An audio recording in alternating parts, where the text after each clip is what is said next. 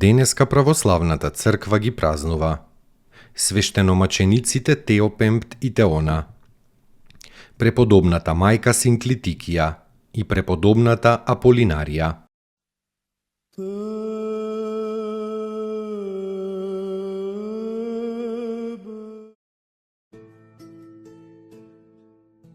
Кога Диоклицијан го објавил гонењето на христијаните, епископот Никомидиски Теопемпт бил првиот кој што пострадал за Христа.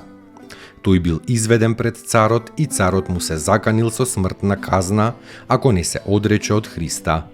На оваа закана храбриот епископ му одговорил на царот: стои напишано: не плашете се од оние кои го убиваат телото, а душата не можат да ја убијат. Ти, цару, имаш власт над моето тело, прави со него што ке сакаш. Бил многу тепан, мачен со глад и истоштуван на разни начини. Најпосле царот повикал некој магесник Теона, та Божиот човек Теопемпт некако со магија да го докрејчи. Теона растворил во водата најсилен отров и му го дал на Теопемпт да го испие. Теопемпт ја прикрстил чашата и го испил отровот. Откако Теона видел дека неговиот отров не му наштетил на Теопемпт, се свртел кон царот и извикал: и јас сум христијанин и му се поклонувам на распнатиот. Двајцата биле осудени на смрт. Теопемпт бил со меч исечен, а Теона жив во земјата го закопале во 298 година. Чесно пострадале и постанале граѓани на Христовото царство.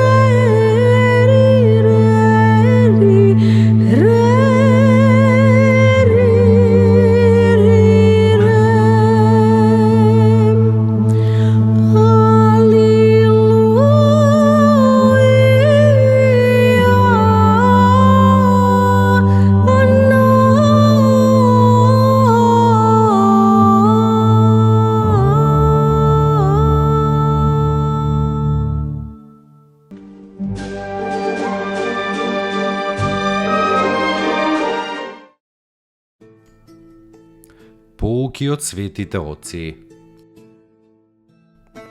Љубовта има три ипостаси: девственост, познание и светост.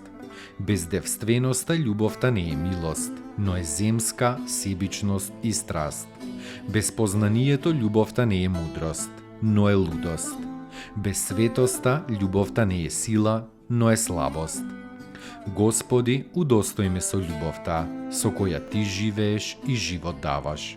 Удостој ме со Твојата љубов и ќе бидам слободен од сите закони. Всели ја во мене Твојата љубов и таа љубов ќе ме всели во Тебе. Свети Николај Велимировиќ.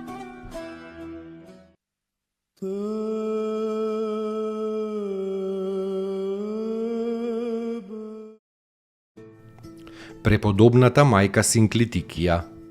По потекло е од Македонија, воспитана во Александрија. Како богата и угледна девојка имала многу додворувачи кои ја барале, но таа сите ги одбила и се оддалечила од родителската куќа, отишла во манастир. Во најголема воздржаност, бдење и молитва поживеала до 80-тата година.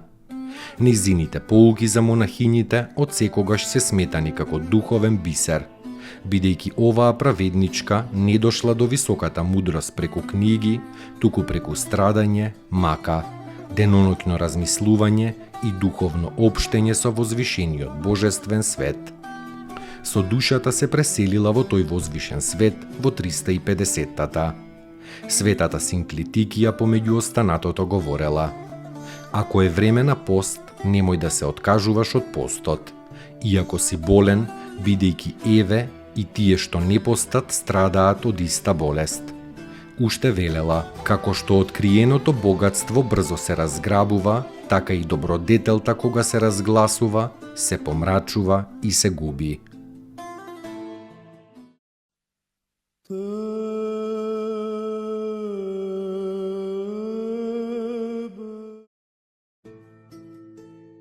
Преподобната Аполинарија, ќерка на Антими, намесникот на малолетниот цар Теодосиј Помладиот.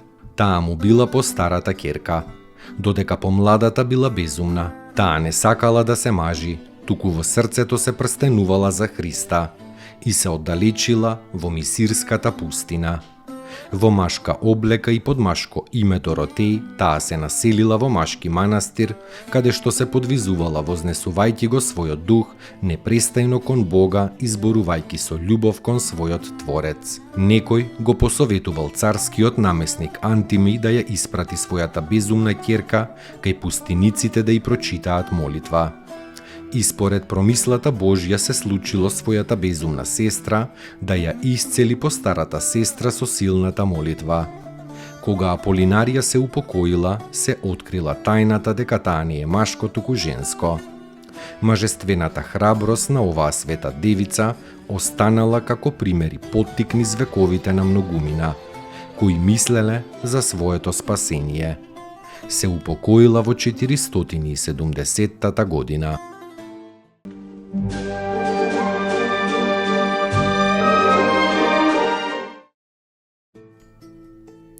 Поуки од светите отци. Човекот не живее за да ја најде среќата, туку вистината. Тежок и тесен е патот до вистината, но оние што ја посакуваат ја наоѓаат и вистината ги ослободува. Вистината е личност, Богочовекот Исус Христос. Архимандрит Никодим Солунчев.